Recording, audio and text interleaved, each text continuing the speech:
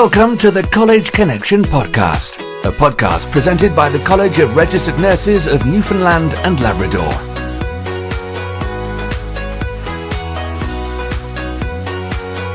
This is the College Connection podcast. Hello, everyone. Welcome to the College Connection podcast. The College Connection podcast is made available to RNs and NPs as a resource to promote good practice and to highlight the importance of regulation in healthcare. This is a continuation of Season 5, and we have a special series dedicated to licensure renewal. This episode will review how to capture your CCP requirements in Elinity. My name is Kelly Kane, and I'm a nursing consultant with policy and practice at the college. And my name is Michelle Carpenter, Senior Nursing Consultant with Policy and Practice as well. Michelle, can you get us started and provide a general overview for our audience related to CCP requirements? Sure. So just some, tips to consider when starting. The continuing competency program is a legislative requirement. So it's not a program that colleges just, created on their own.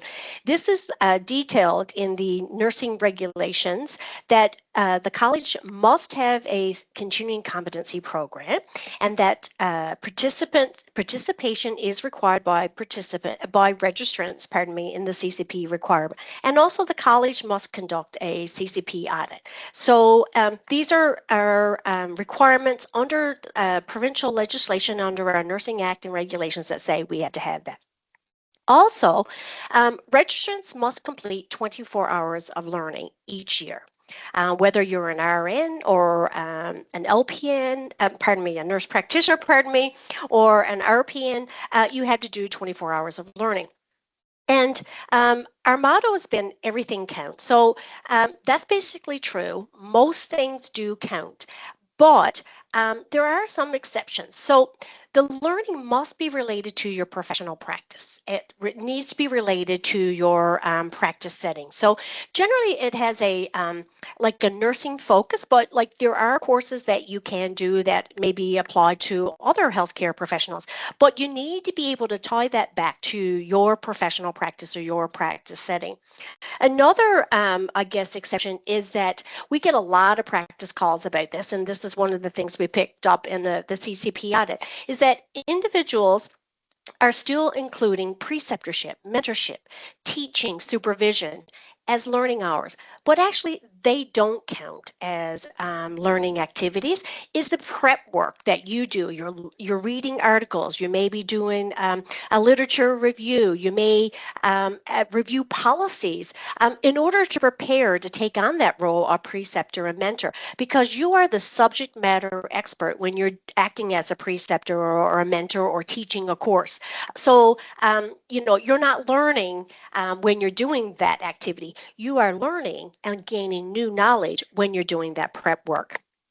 Also, another tip is that doing your CCP is a requirement for licensure. So through the 3 steps and in our 2 previous sessions and that we did, episodes that we did with Julie Wells and Brad Walsh, they talked about those steps, and CCP is step 2. So those requirements have to be logged in order for you to get through your licensure renewal process. For those who are currently on a non-practicing membership, and in the future it will be called inactive on leave or inactive resign in good standing. Should you wish to return to work after going into this status, like you may be on a paternity leave, or you may be on extended sick leave, when you return to work, you have to complete your CCP requirements. So you have to do 24 hours of learning within 12 months of your return date. So let's say, for example, I'm off on, extended sick leave, and I'm coming back on July 9th. And I've been on, a non-practicing membership, and I'm now, okay, I'm good. I'm going to go back to work July 9th. Then I would go into my dashboard in Elinity, and I would choose, to reinstate my license. And then I would have to ensure in that profile under reinstatement, you capture your CCP learning. I would have to ensure that those learning activities are within 12 months. So from July 9th to whatever year you're going to reinstate back 12 months, previous months, then the learning can occur there. So those are just some of the general considerations when thinking about your CCP requirements. Perfect. Thanks, Michelle. And can you explain how a registrant would begin capturing their CCP requirements? Sure. Again, in a previous episode, Brad Walsh went through a demo that you can watch, but certainly here are some tips. So when you log into your Elinity profile under your member portal on our website, or you might have it saved in your favorites in your web browser, but when you log into Elinity, on the left-hand side, there is a tab on the side called My Learning. And you would click onto that. And then to get the licensure year that you need to capture your learning. So for example, this year, it would be 2026. So your CC plan would be from April 1, 2024 to March 31st, 2020, pardon me, April 1, 2025 to March 31st, 2026. So the year would be 2026. Okay, so you choose that. And by doing that, you would hit the plus sign to choose that year. And then that CCP plan then uploads into your profile. So then we're going to start capturing your learning. And as well, if there's any important announcements about CCP, you'll find them in the announcements at the top. So when you want to capture your learning, you hit add activity. Okay. Now a quick note is that each activity adds underneath each other. So you'll have to scroll down. So when you do, you capture your learning in one activity and you save for later or submit. Then if you're going to add another one, it'll come down below. So just be cognizant of that. So and a new feature that we have this year is that previously people couldn't find it when they thought they were going to upload above, and then individuals had many empty learning activity slots. So we've taken that away, and it won't allow you to add any more until you've completed that one. And a quick note is, if you add an activity and you start and went, oh gosh, I made a mistake, there is a trash can on the upper right-hand corner that you can just delete that if you haven't saved for later or hit submit when you're entering that one. If you do it save or before you completed it, it will come up as not completed, or it will be empty, and you do require to have something in those boxes and won't allow you to proceed. So what you would need to do is add in your hours and your minutes and the date. You can put in today's date, and then in the learning descriptor or the learning impact, just put in this entry was entered in error or something to that effect. A minimum of 20 characters. Okay, so let's continue on. So you've got your CCP plan for April 1, 2025 to March 31st, 2026, and you want to record a learning activity. So it's really important to choose the date in that licensure year. The learning must occur in that licensure year. Put in the date, and there's a calendar that you can choose the date, and then you have to put in the hours and minutes. Now remember, if you're going to have like an activity that's 45 minutes, make sure you put 0 in the hours and then scroll down and choose the 45, or vice versa. Your learning activity is 4 hours, choose 4 hours and then put 0 in the minutes. Another tip for you is that we often get asked, like, how much hours can we use? Well, 1 hour equals 1 CCP hour. So if you're in, a conference and it's over 3 days, and there is lunch hours and break times, well, those hours really don't count, right? So it could be a 24-hour for a 3 8-hour days, but really it's 6.5. So you just times that by 3, 6.5 times 3. Then you would have to, then the next step is put in your learning descriptor. So in those boxes, we just want a short description of, you might say the Journal on Nursing Regulation, and I just reviewed an article on simulation in the workplace. So that's all you need. It's a minimum of 20 characters to a maximum of 300. So if you get to try to submit and there's a red box under learning descriptor, it may mean that you're over your count. And it's not words, it's characters. It's the, each letter is, or space is a character. And then at the next step is your learning impact. So this is one of the biggest issues that we see in our CCP audit where registrants have some difficulty. So here's a tip. There's two things that we're looking for that could be in one sentence, but the very, I guess, important thing is that you add two elements to your learning impact. The first is we want to learn what is the new knowledge that you've gained in doing this online course. Okay, so tell us what is the new knowledge. Then we want you to tell us in another sentence, what is the immediate impact on your practice, right? So by doing that course, how has my practice changed because of doing that, okay? So we do that for each of the learning activities. And, it depends.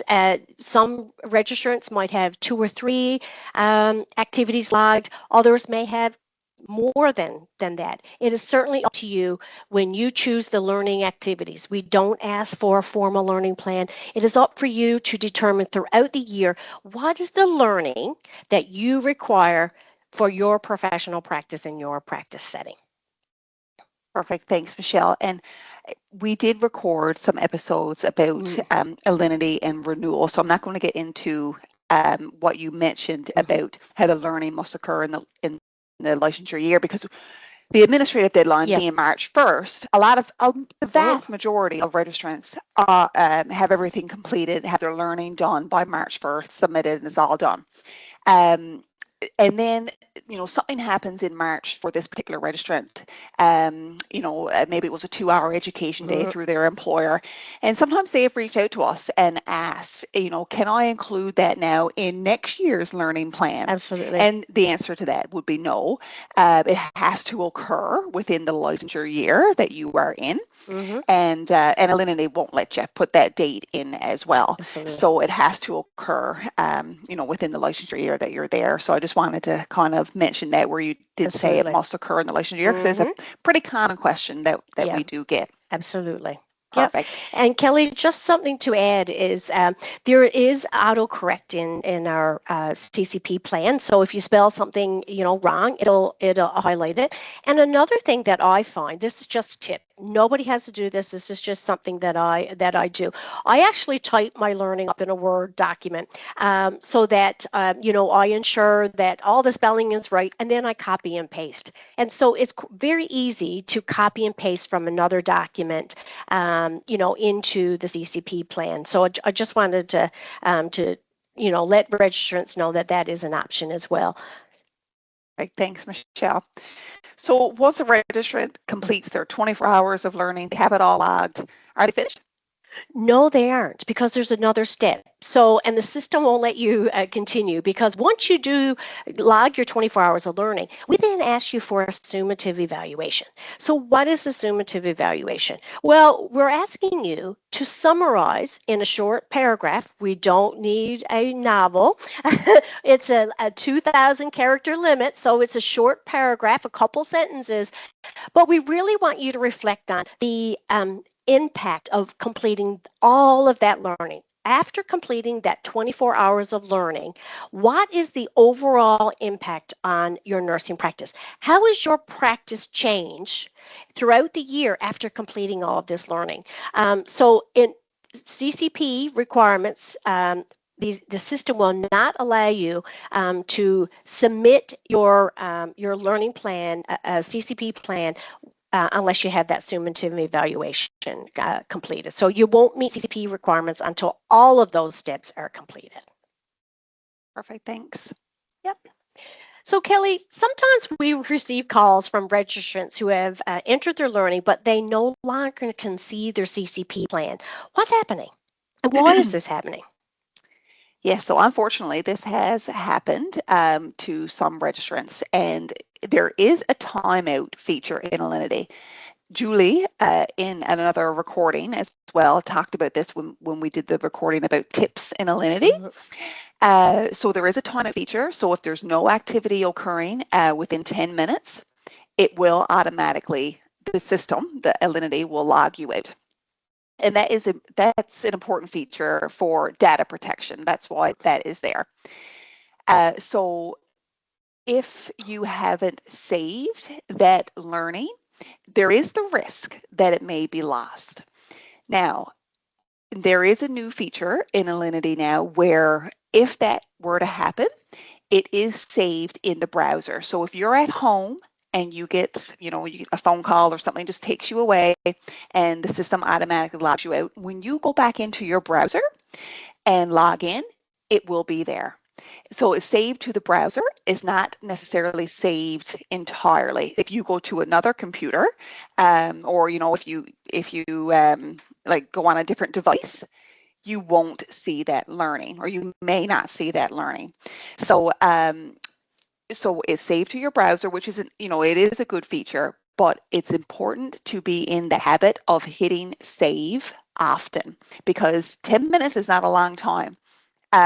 Especially if you are, at work, maybe you're on your break or something and you're entering some learning, but you get called away. It's not a long time. So get in the habit of hitting save. That will prevent that from happening, where you may lose your entry. But even also, Michelle, what you just mentioned about having it in a separate document, you don't have to do that, but No. that is something that you could do where, you're keeping it in a Word document and then you're entering it into Elinity, like just by copying and pasting. So we just wanted to make mention about that to everybody, because we do get quite a few calls about that. Absolutely. Yeah. And Kelly, another thing that you just brought to my attention about save for later. When you hit save for later, that running count doesn't, of, the number of hours that you have doesn't tally. It is only when you hit submit that all of that data is then rolled up. So as a tip, I always hit submit. So I know that I can see then how many hours I've got completed. But there's no harm in saying save for later. All your materials there, is just you might not see that running tally, because we get calls. Well, I know I'm only seeing 14 hours, but I know I put in, I got 22 done. All you got to do is hit next, and it takes another step, because you hit next and then you come out and then you go back in. But I mean, it's just seconds. So so thank you for all those wonderful and that's tips. a good point too, Michelle, that you're thinking about when you hit the submit, because when you're hitting submit, Alinity is running a check. So you may be hitting save for later the entire year as you're going through it, and that's fine to do that. And then at the end of the year, you're hitting submit. That's when Alinity will do that check. That's where it's going to check for any missing fields. If your minimum or maximum characters are, maybe you're under, maybe you're over. So just keep that in mind too. When you hit submit, that's when the system is actually doing that check. So it may not prompt you for errors until you do hit that submit. So just keep that in mind as well. Yeah. So Kelly, can you tell us about some of the features in Alinity that registrants should know about? Yeah, sure. And you mentioned a few, and I know Julie and Brad mentioned as well, but I think it bears repeating some of the features that we do have. Of course, there is autocorrect, so spelling. If you have any, it does provide spell check as well. So if you open a learning activity, so if you hit add, the blue add button, and you come down to the bottom, and you don't save that, there's actually a little trash can to the right-hand side where you can delete that entry if you'd like. If you happen to save that, but you no longer require that learning entry, you can't delete it. So if you don't require the entry at all, you can just put whatever, like today's date, whatever date today is, you can hit today's date, hit the hour and the minutes, like 00, and just say this learning activity was entered in error in both text fields. We have a lot of people do that when they no longer need that learning entry, or if you happen to do another couple hours, you can certainly use that blank learning entry. If you'd like, you can do that. Also, we heard from registrants that they would like the ability to log more than 24 hours. So as the regulator, we require registrants to log 24 hours of learning within the licensure year. We recognize that many registrants are doing well beyond that 24 hours, but as a regulator, we require 24. But there's some who may want to have that running list so that they can reflect back on all of the learning that they have completed. So Elinity does now allow you to enter activities beyond that 24 hours. However, I will mention that if you go to add one learning activity from the drop down in the hours, it won't let you. It only goes up to 24. Okay, so you can only enter, if you're doing one activity that way, it can only go up to 24. But if you're at 24 hours, but you did a conference, an 8-hour conference, you can add another learning activity. I will say, for auditing purposes, we're only going to audit the first 24 learning activities. Okay, that's in your learning plan. But if you choose to want to keep a running tally, you can certainly do that. That's a feature that Elinity has for registrants. As well, I know there was there's a lot of talk about March and any learning that occurs in March. Registrants felt that they weren't able to use that learning. We've heard people would call that like a dead month, and not being able to capture any learning there. So if you require hours in March, and this was already mentioned as well, but you can do your renewal application, have that submitted by March 1st, and you can actually declare that you will have your CCP completed by March 31st. So Elinity will allow you to submit your application so you won't get that late fee. And then you have to come back, and once you've completed that learning that you've been waiting for in March, you can update your CCP plan, and then you would submit that. But just don't forget to go back and do that. So that is another feature in Elinity that we work with Softworks to create for registrants in the event that you do require that learning. We really encourage everyone to have it all completed by the administrative deadline of March 1st. But, we do recognize that there may be a really important conference that some of you may be attending that you really want to capture in your learning plan. So that option is there. But that should be, that's the exception and not the norm, right? Absolutely. Yep. Yeah. Michelle already talked about a character limit, and also for some of you, you may notice that the text box is not very big in Elinity, so you can only write a couple lines, and then you can't really see your entire entry. So on the bottom right-hand corner of each text box, you can just drag that down, and it makes that text box a little bigger for you to be able to see. So I just find that helps. That's the first thing I do when I do create a learning activity. I'll make that box a little bigger. And the mandatory fields, you'll see a little asterisk by each mandatory field. So if you did a learning activity that was 1 hour and you forgot to put 0 minutes, the system won't let you submit that. So you'll go back and just have to put 0 in there, and it'll draw your attention to where you may have left out a mandatory field. And we've already mentioned about learning that must occur within the licensure year. Okay, so I won't repeat that one, but Elinity will not let you put anything outside of that licensure year, and nor is it in alignment with the CCP requirements as well. It must be in the licensure year. Yeah. So Kelly, going back to that character limit, I know we talked about it, but you probably, as you had mentioned, and I think I mentioned as well, is that you won't see that hard stop until you hit submit, and there should be like a red like highlight around the box that is over. But we do get a lot of questions saying like, I've entered all this and it won't let me submit my learning.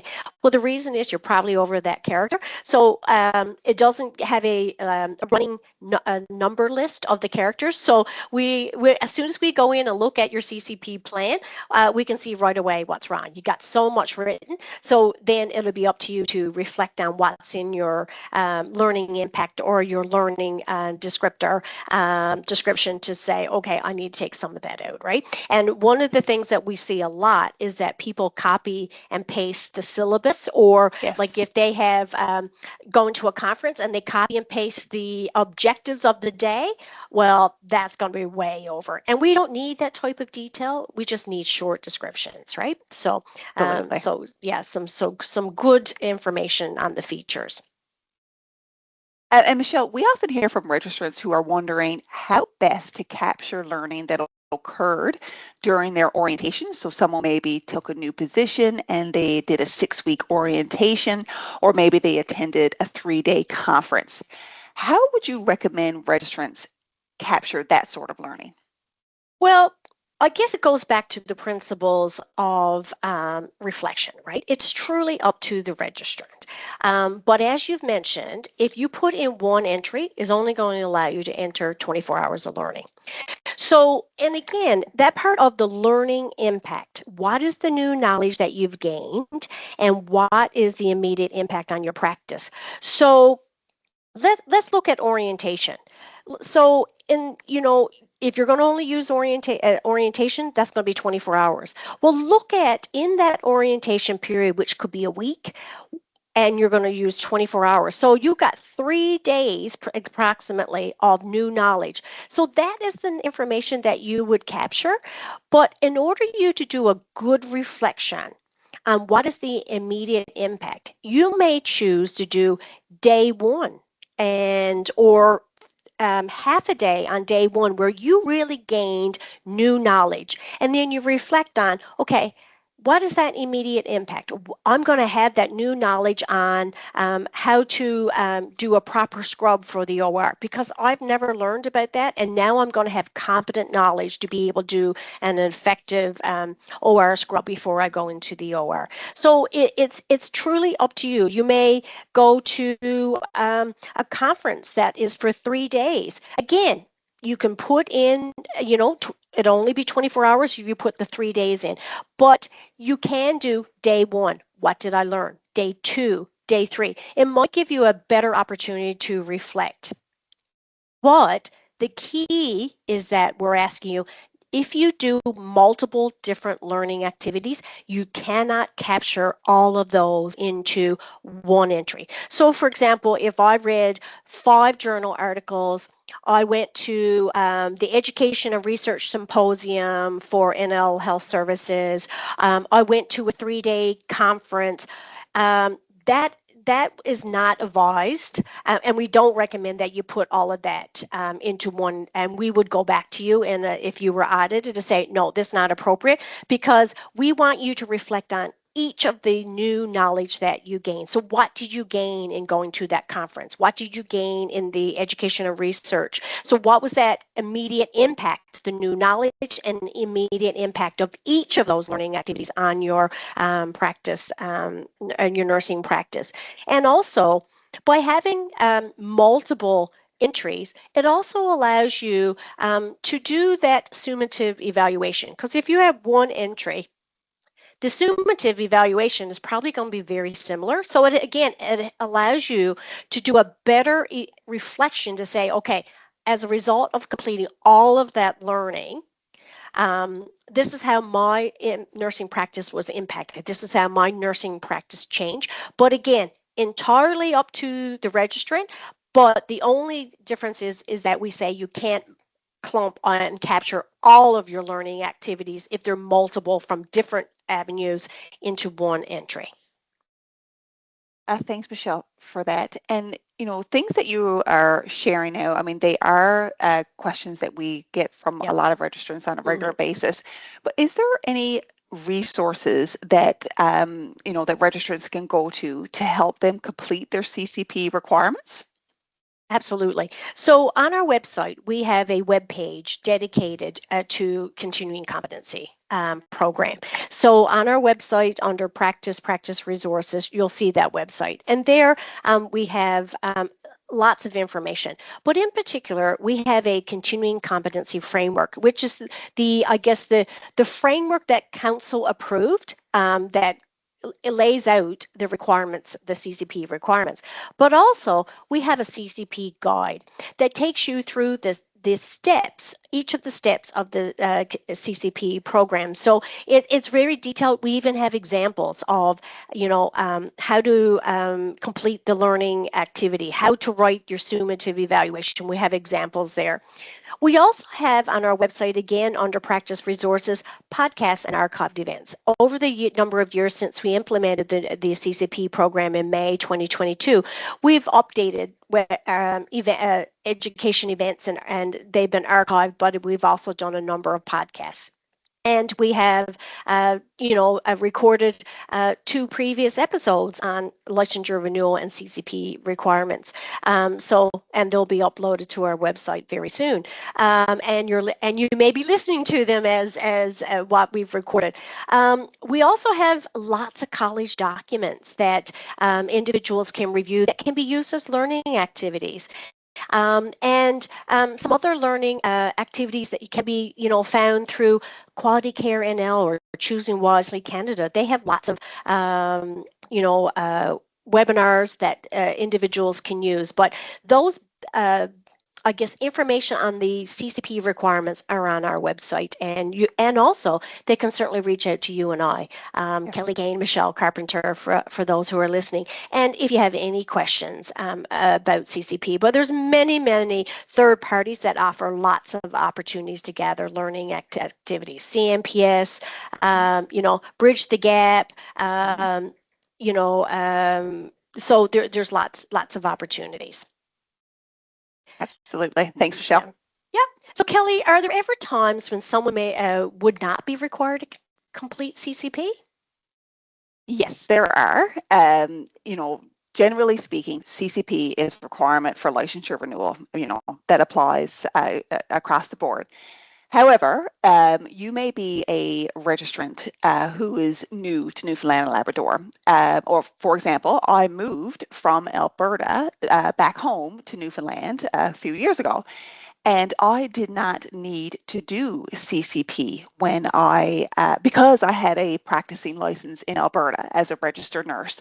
So when you come from another jurisdiction, the college accepts what you were doing as CCP in that other jurisdiction. So you would not be required to complete that CCP program. And if I started my licensure here in Newfoundland and Labrador, let's say in July, then my hours for CCP is prorated and it's at 2 hours a month. So you go from July to March, and it's 2 hours a month that you will be required to complete within that licensure year in order to be able to renew for the following year. So if you are applying or you're reinstating from another jurisdiction, you aren't required to complete CCP. Absolutely. Yeah. Yes. CCP requirements are tied to licensure renewal, and so for initial application, as you said, so if you're a novice nurse and you just graduated, your education of your nursing program is accepted as CCP, and as you said, every jurisdiction has a practicing license tied to meeting CCP requirements, so we accept those from each of the jurisdictions. Yes, absolutely. Yeah, the new grads for sure when they get initial licensure. Yeah, absolutely. Absolutely. But if they got their new their license to practice in August, as you said, well, their renewal CCP requirements will be prorated, and then they'll go from August to March, as you said. So Kelly, a part of having a legislative CCP is conducting an annual CCP audit. And we completed the 25 CCP audit we completed in August, we started in June. There was a number of registrants that had to resubmit their CCP requirements. What were the most common reasons for resubmission? Yep. And some of the most common reasons, Michelle, you have already stressed within this, this recording. For sure, the most common is that learning impact. So in the learning impact statement, it's required that you share your new knowledge. So what was the new knowledge gained, and what was the immediate impact on your professional practice or your practice setting? So we're looking for two things there, some new knowledge and how that impacted your professional practice and practice setting. So, when we're going through the audit, those are the two things that we are looking for. And remember, there's a 1,000-character limit. So we're not expecting people to write, a lot of information there, but we are expecting that we can see some clear reflection, because that's what the whole point of CCP is that it provides the registrant with the opportunity to reflect on, okay, what did I learn there and how did that impact my practice? Mm-hmm. So that's what we're looking for when we are doing those audits. Mm-hmm. And a lot of times new knowledge is there, but that impact statement or the immediate impact on your professional practice or practice setting is what is missing. So it's so important to include both of those. As well, Michelle, you mentioned about preceptorship and mentoring. If you were mentoring someone or you're preceptoring, a student, or maybe you are orientated, that you have someone new to your unit and you're with them, you wouldn't include that entire time that you are spent with that individual, but you will include any prep work that you had to do. So, there may be, you may have looked up policies, medications, procedures, there may be conditions that you wanted to refresh yourself on in order to be able to effectively be that preceptor or mentor for this person. You can include that prep work. Same thing if you were if you attended a conference in like a national conference and you presented at a national conference, you wouldn't include that 1-hour presentation, but you can include all the prep work that you did for that presentation.